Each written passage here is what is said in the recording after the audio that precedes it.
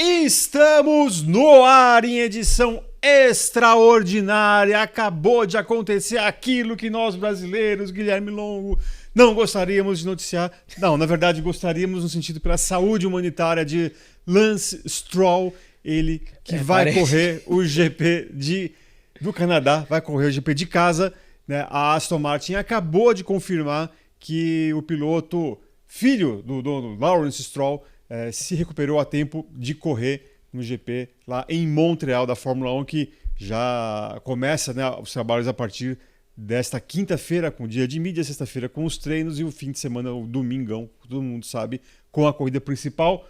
Guilherme Longo, me fala alguma coisa, como que isso aconteceu? Traz mais detalhes aqui também pra gente, né, em relação a essa novidade da quarta-feira. É isso aí, vamos começar recapitulando primeiro a questão do Stroll, tudo o que aconteceu, né? Porque essa novela começou no sábado, depois da classificação do GP da Espanha.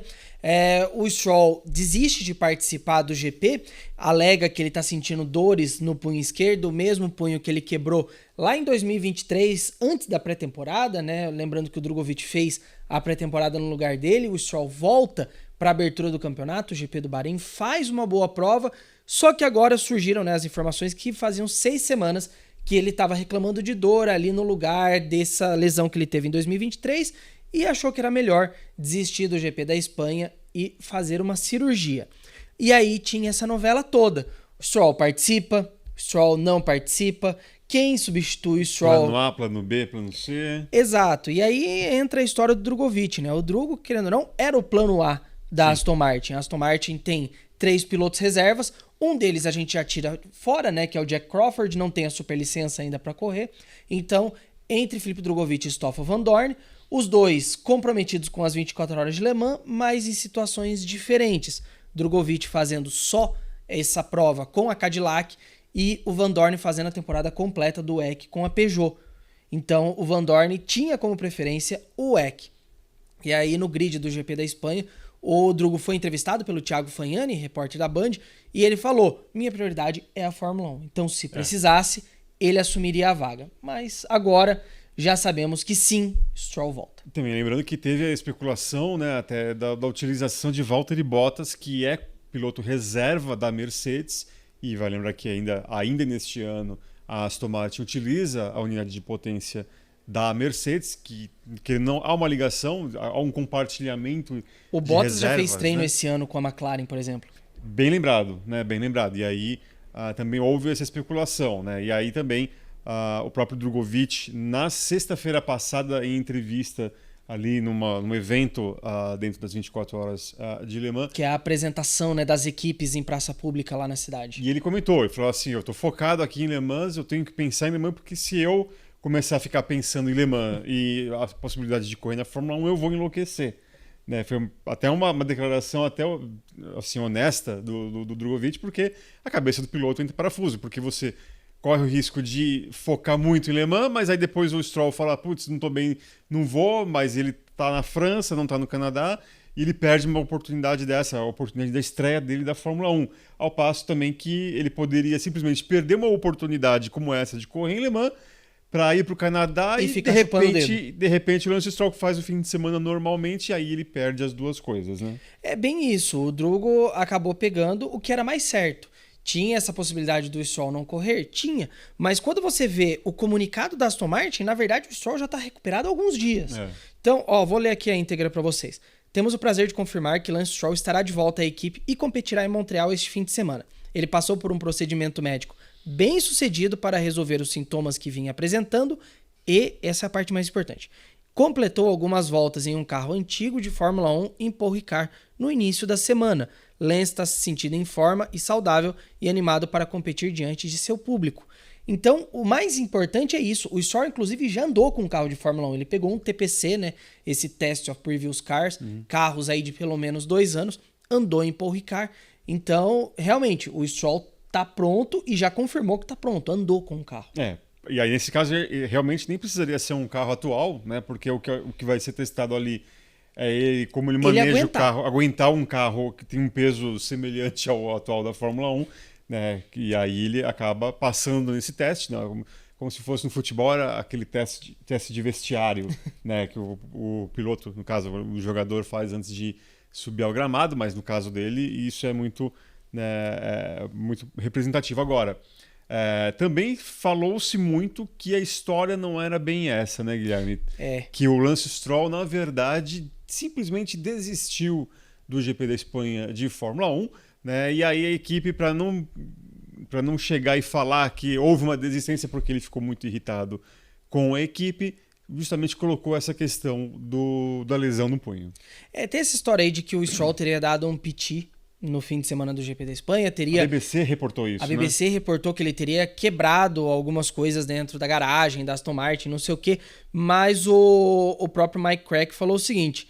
ele falou, ó, até onde eu sei, tudo isso aqui começou em 2023. Nas últimas semanas teve uma menção de dor, mas você não pergunta ao piloto a cada 5 minutos.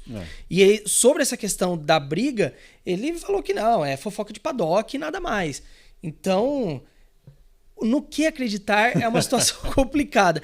Eu não duvido que realmente tenha sido a questão do punho, porque a gente vê isso muito no mundo da moto, especialmente. Pilotos fazem cirurgia, 6 meses depois, 1 ano depois, tem que voltar para a faca porque ainda estão sentindo as consequências. Então não é uma coisa inédita, uma coisa... Nossa, isso é inédito para um piloto. E aí no caso, como é um piloto que não deixa de ser um esportista de alto rendimento, né, se fala muito, né, o esporte de alto rendimento, ele pode ser tudo menos saudável, né? Então, quem tem uma lesão dessa acaba... Né? E é uma lesão muito complexa, né? Que até nesse lugar aqui falou o Ricardo Molina, né? Tem uns ossinhos aqui que se você quebrar, meu amigo... Sim. Para você deixar eles assim, 100%, é um trabalho e tanto. Vai tempo, você precisa de bons especialistas. Vai lembrar que ele fez a cirurgia com uma turma de médicos que é especializada em consertar pilotos da MotoGP. O Dr. Javier Mir, que é especialista no mundo do esporte a motor, né? Não falo nem das 4 rodas, mas ele trata todo mundo da MotoGP. Inclusive, para corroborar o que o Eric tá falando, a gente soltou essa semana a notícia, o Fermin Aldeguer, piloto da Gresini, passou por uma cirurgia dupla na terça-feira, depois dos testes de Aragon, porque no ano passado ele sofreu um acidente na Tailândia, precisou colocar um pino e o processo de cura do osso foi tanto que agora o pino estava incomodando ele. Então precisou fazer a cirurgia para tirar o pino.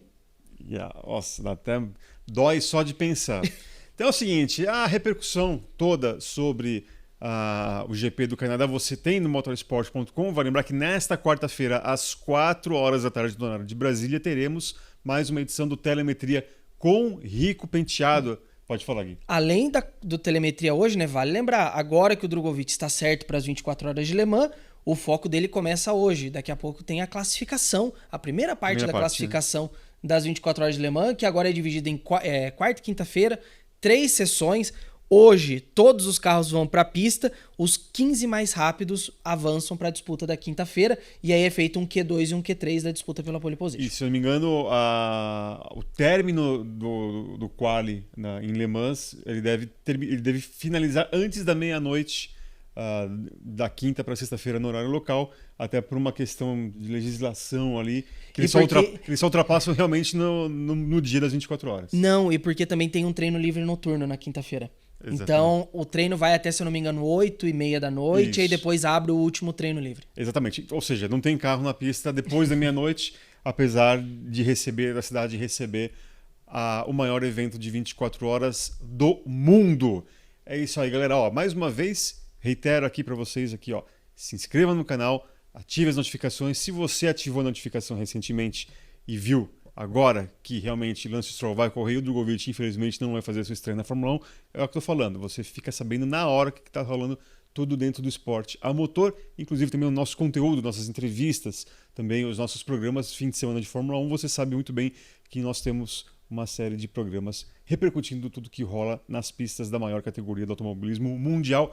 Muito obrigado ao Guilherme Longo, muito obrigado a você e obrigado ao Jeff aqui, que correu com tudo aqui para a gente fazer esse vídeo extraordinário. E lembre-se, motorsport.com, site, redes sociais, e voltamos numa próxima. Não perca hoje, telemetria, 4 horas da tarde no horário de Brasília. Esperamos vocês. O Rico Penteado já está preparando todo o material muito especial para mais um programa hoje. Tá legal? Um grande abraço. Tchau, tchau.